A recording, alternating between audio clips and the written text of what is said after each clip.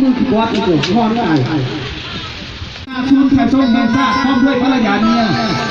อันนี้คือจัดกรรมการคุณเด้อคุณลองเบิ่งกันทีเด้อกรรมการเด้ออ่านตามผู้เขียนเด้อ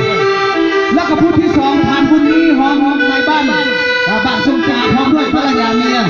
พร้อมด้วยมือถือคนนี้นะแล้วก็ผู้ที่สามผ่านทางวันอำนวยการโรงเรียนราคา10นะแล้วรางวัลของคนก็คือน้องนางสาวพิวมาจากบ้านลัดภรรยาของขานบุญจันทร์แล้วก็ภรรยาของขานบุญมีแล้วก็น้องสาวพิวบุญทันแล้วก็ภรรยาของขานบุญมีแล้วก็น้องสาวพิว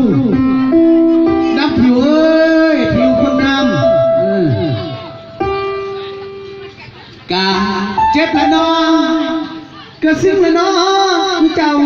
ละเราไปท่องเวลาอยู่ก็ไปเวลาตึ้มไม่เพ่มันจะเลิกกันหรอกเนี่ยเราเล่นคอยเรียนเชิญเด้อภรรยาของพันบุญพันและกับภรรยาของพันบุญดีและกับน้องนางสาวผิวคนงามใส่นะ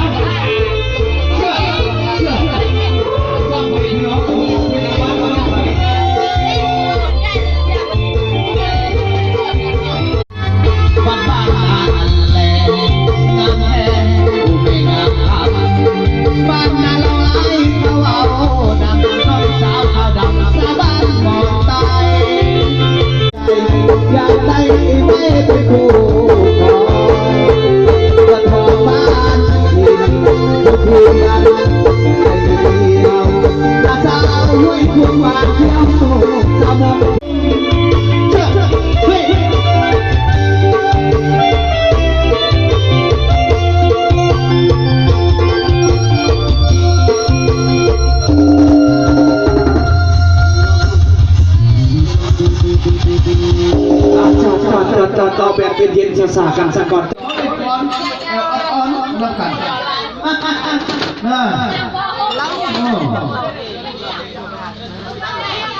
เป็นเช่นไรพี่น้องเลยแค่คนนี้นักตีกันมาเลยได้สั่งเลยเนี่ยยูนิโตได้ตั้งกระเป๋าดีชอบใครด้วยแต่ละชุดแต่ละประมาณหลัก50เรียกว่าบาทชุดจ่ายบ้านเดียวกันครับบ้านอีตาผู้ชมทำตัวตั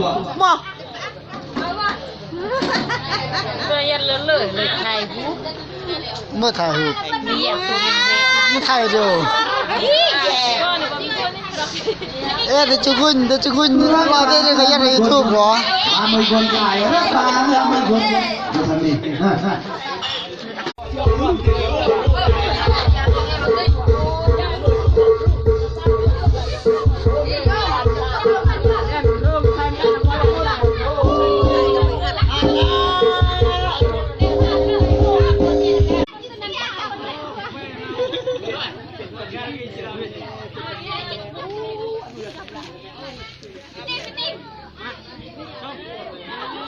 เพื่อคนให้บริการพัฒนาเสียเวลาพอเขาสมัครทีนี้จะเป็นการให้แก้ทางไทยเส้นจ่าเนาะพร้อมด้วยปิดหัวยับมีคนนับเงินด้วยน้องนักสาวที่บ้านรักษาพิษตัวอยู่เดี๋ยวตั้งโอ้เจรี่หุ่นจุดแล้วจะไล่ผู้ที่สองนี่ไงจะฆ่าทั้งเลยอีสามคนเลยรักจริงเลยโอ้ยไม่จริงกูจงเลยแต่ใจอย่าสับสับโม่จนทันต้องจังเหล่าคนเมื่อดิเย็นเมกูดิบัวสีนะมาแล้วบัวสีบางชุดจ่าและกระถางทองคำพร้อมด้วยและกระถางพุทธพร้อมด้วยนางไล่บางชุดจ่าพร้อมด้วยนางไล่บางชุดจ่าแบบยากอยู่ใครเรียนเชิญเลยนะบางชุดจ่าช่วยน้องนางโฆษณาหน่อยวะโฆษณาจะได้กินเบียร์เด้อมาเด้อเบียร์น้ำเด้อ เห็นแล้ว นางของหลัก50บ้าน เห็นแล้ว นางสอนการรักษาที่2และนางพุทธพร้อมด้วย